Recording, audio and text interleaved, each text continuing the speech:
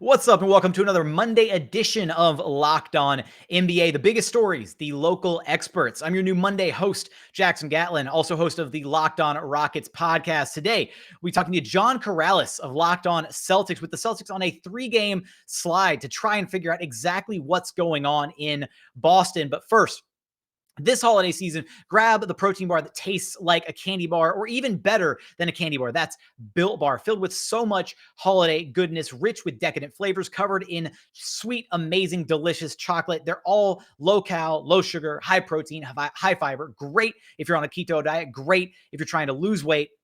So many amazing flavors to choose from. They've got raspberry, mint chocolate brownie, double chocolate, cookies and cream, my personal favorite, coconut brownie chunk. You cannot go wrong with a single bar on their menu. Look, check them out at built.com and use promo code LOCK15 to get the best tasting protein bar on the market. Get 15% off with promo code LOCK15 at built.com. Again, that's promo code LOCK15 for 15% off at built.com. Joining us now is John Karalis, host of Locked On Celtics and Locked On NBA Wednesdays. John, the Celtics are on a 3-game slide, and that includes a loss against the Paul George-less LA Clippers. Celtics are currently 13-14 on the season. Look, on paper, this looks like a really, really talented team that should be vying for one of the top spots in the Eastern Conference. We're going to get into the specifics, but just give me an elevator pitch on what's happening right now with this team. I literally just wrapped up my Monday Locked On Celtics, where I compare what the Celtics are doing to someone making the resolution to lose weight on New Year's. And Ime is challenging the Celtics to break bad habits, challenging Jayson Tatum to be less of an ISO guy, more of a passer, a creator for other people. He's challenging them to embrace certain defensive principles. And so they're all breaking bad habits. And so what the Celtics this past road trip felt like to me was at the end of January, when people have gone on their diets, they've completely thrown out all of the chips and stuff, and they've been eating salads and everything, and they go into the gym and they've lost 5 pounds. They're like, great, I've earned this bag of chips. I've earned this beer. I've earned this pizza. And they go right back into their bad habits. And next thing you know, they've erased all of the progress that they made. So that's where the Celtics are. And the question with the Celtics now is, can they get back to the work, the hard work that they don't like, because nobody likes kale, but they try to eat it to try and lose weight. The Celtics he's basically, Ime Udoka is feeding the Celtics kale, and he wants them to like it, and they don't. And can they learn to like the things that are better for them, or are they just going to stay in these bad habits? Whichever direction they go is going to be determining the future of this franchise. But this is what they're in the middle of right now. So in the middle of all of this, I mean, I commend you on the metaphor. I think that's incredible. That might be one of the best metaphors I've ever heard in a podcast, production standpoint. So great job. Kudos there. I'm wondering though, we'll go back to the basketball standpoint for just a moment. I mean, can you point to any one specific issue though? Is it, has it been some of the lineup inconsistency that they faced? Are there individual performers not playing up to the level that they should be?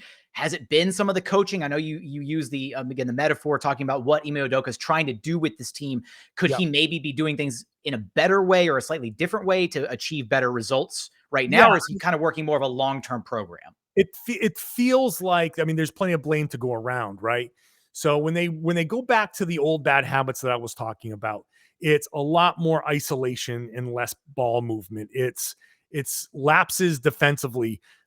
So what have we seen over the course of this road trip? We saw defensively, Robert Williams, who was, he's super important on the back line, kind of getting the defense organized and calling things out. And all of a sudden, the past few games, or basically throughout this road trip, he's doing a lot of, block chasing, and he's helping off of guys he doesn't need to help off of. And he's chasing and leaving guys to get offensive rebounds. And we've seen a ton of putbacks that have really hurt the Celtics. They've actually gone through stretches where they play good defense, and then the other team gets a putback and it's demoralizing.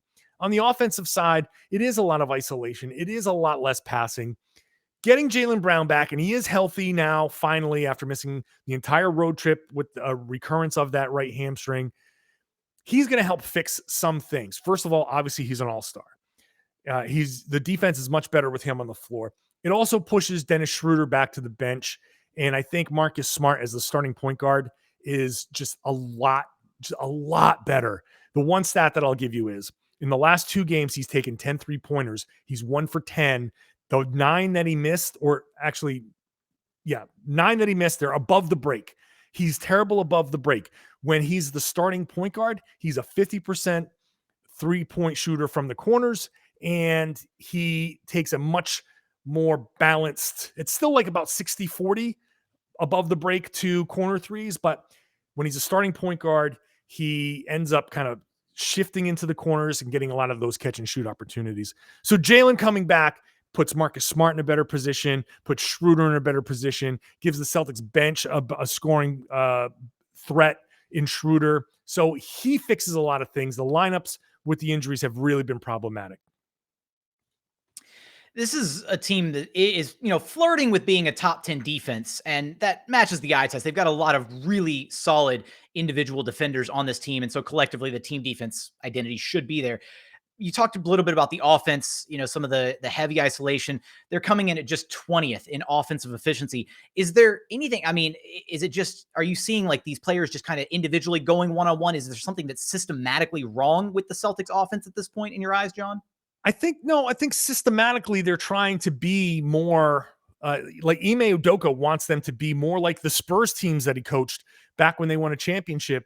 That's like the beautiful basketball, right? He wants that. He wants everybody to be unselfish, everyone to trust their teammates, move the ball, move yourself, cut, and all of that stuff.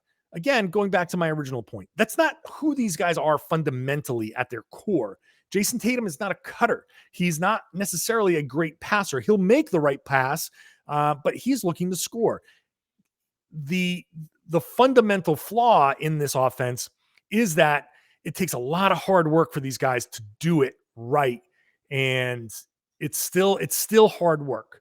So I think at its worst, there's a lot more isolation. There's a lot more quick shots.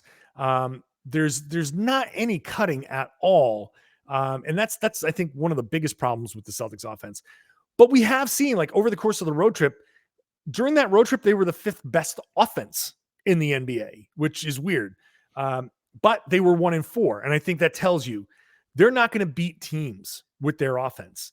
So when we talk about their offense, it doesn't have to be great. It has to be good enough. And it's their defense that's going to win them the games. And that's where they should be focused. And on this trip, their defense was 4th worst in the NBA. That's why they had that huge slip. So that's where they got to get back to. It's the defense. And then on offense, just move the ball, run off of their steals, run off of opponent misses, run off of their makes, push. And that will help them get their offense on track. Right now, is there, again, I guess, is there a fix that is needed here for the Celtics team? And if there is a fix that's needed, what size of a fix are we talking about here? Is it simply just like maybe a change up to the lineup? Are they missing a piece, like a deadline trade deal type thing? Or is this something that could grow into something much larger where this team needs an offseason makeover? Well, the answer to that, I think, is something that they're figuring out over the course of the season. And I will go back to my initial point. If they can't be the players that break those habits, then the fix is taking all of their available pieces, Marcus Smart, maybe Al Horford, all of their picks, everything on the table except for Jaylen and Jayson, and trying to get that 3rd star somehow, whoever it is, however it shakes out.